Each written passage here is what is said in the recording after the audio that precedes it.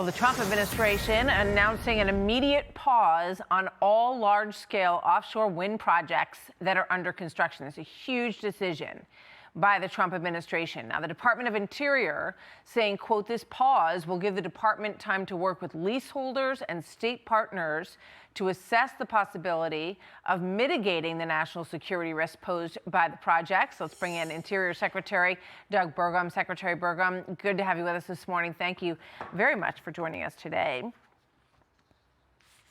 Good morning, Martha. Great to be with you. Good morning, Merry sir. Christmas. It's great to have you with us. Merry Christmas to you as well. So can you outline, there's been a huge battle going on over these ocean wind farms. And there's a lot of sort of consumer-driven, resident-driven movement from Nantucket all the way down the East Coast against these wind farms that appear to be successful at this point after a long slog fight. But tell us about what specifically are the national security concerns that have been brought into play here and have overridden a judge's determination to not pause these projects.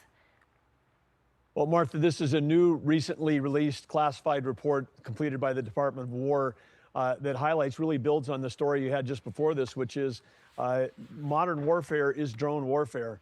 And the radar interference caused by these massive gargantuan projects, I mean, understanding that a single one of these towers can be 1.5 times taller than the Washington Monument. The blades themselves, the diameter of the blades is bigger than the Statue of Liberty, 2.5 football fields. These things are moving at 150 miles an hour. Our ground-based radar is designed to pick up movement. If you wanted to attack a population center on the east coast of our country, you would send a swarm of drones right through one of these wind farms. That's the basis of this understanding. But as we said, we've got a 90-day pause we've announced. We're happy to sit down and see if we can try to find mitigation, but this is a real national security concern. And as you also mentioned here, I don't know that I'd call these successful because we've got the marine fisheries and the fishermen are opposed to these. The people that love the whales are opposed to them because of the whale grounding. And of course, consumers, if they understood the facts, this is the most expensive form of energy we're producing is offshore wind. So it's not reliable. It only works when the wind is blowing. Right. It is expensive. And of course, it depends on foreign suppliers almost completely for this industry. And we have a solution in New England right there, which is natural gas from Pennsylvania, which would generate power 5 to 10 times more than all these 5 wind projects together.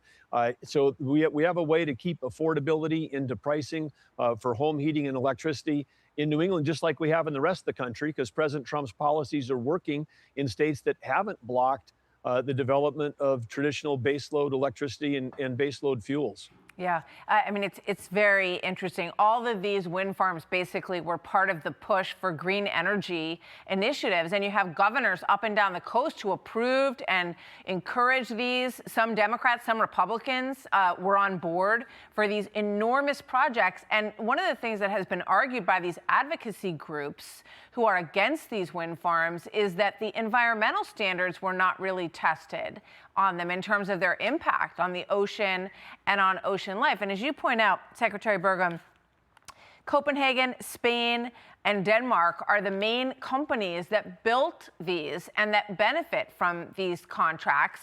So you said there might be mitigation that would allow these projects to continue. What's the timeline look like on that? And are you optimistic about that, or do you think they're shut down for good? Well, I think we have created a 90-day pause. We are serious about meeting with state partners and with the developers to see if there can be some mitigation.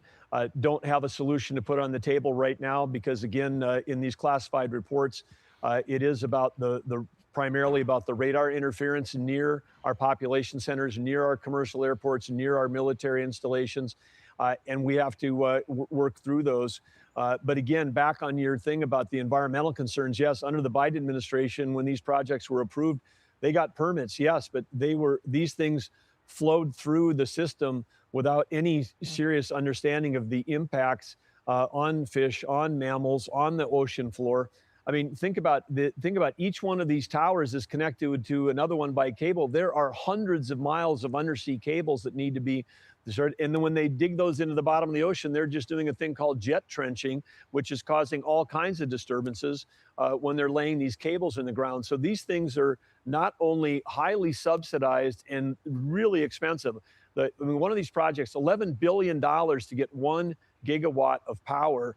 You could get a gigawatt of power for $1 to $2 billion for 1/5 the price using natural gas. So this is, and then the wind energy only works when the wind is blowing, and at times when we've needed it the most, along the East Coast during the coldest days and the hottest days in the last year, we've had 2% of the entire grid being powered by wind. You still need all the rest of the power. You still need all the base load. And PJM, the grid operator that runs from DC to New York, has been shut down over 20 gigawatts of base load in the last 5 years. So if people are worried about an electricity crisis, it was self-made by the same people that support offshore wind. The people that support offshore wind are the ones that were campaigning as special interests to shut down all the base load. But move to a different part of the country, and you'll find out that electricity prices, like in my home state, are 1/3 that they are the price in New England. Yeah. And so again, it can be accomplished under President Trump's policies, which is a pro-energy policy. You can have reliable, secure, American-made, affordable energy, and it's not a theoretical thing. Just look to the states that have followed those policies, and that's what they've got. They've got low-priced gas, they've got low-priced electricity, and they've got the power to run our future, which is we need electricity to power a future built around AI, advanced manufacturing, and everything that the economy is going to be able to deliver going forward. Yeah. Fascinating analysis. Secretary Doug Burgum, thank you very much. I've been watching this story since the beginning, and it's very interesting to see where it has gone under this second Trump administration. Secretary, Merry Christmas to you and your family, and thank you for being with us this morning. Good to see you. Likewise to you, Martha, and thanks for being so on top of this topic. Appreciate it. I'm Steve Doocy. I'm Brian Kilmeade. And I'm Ainsley Earhart. And click here to subscribe to the Fox News YouTube page to catch our hottest interviews and most compelling analysis.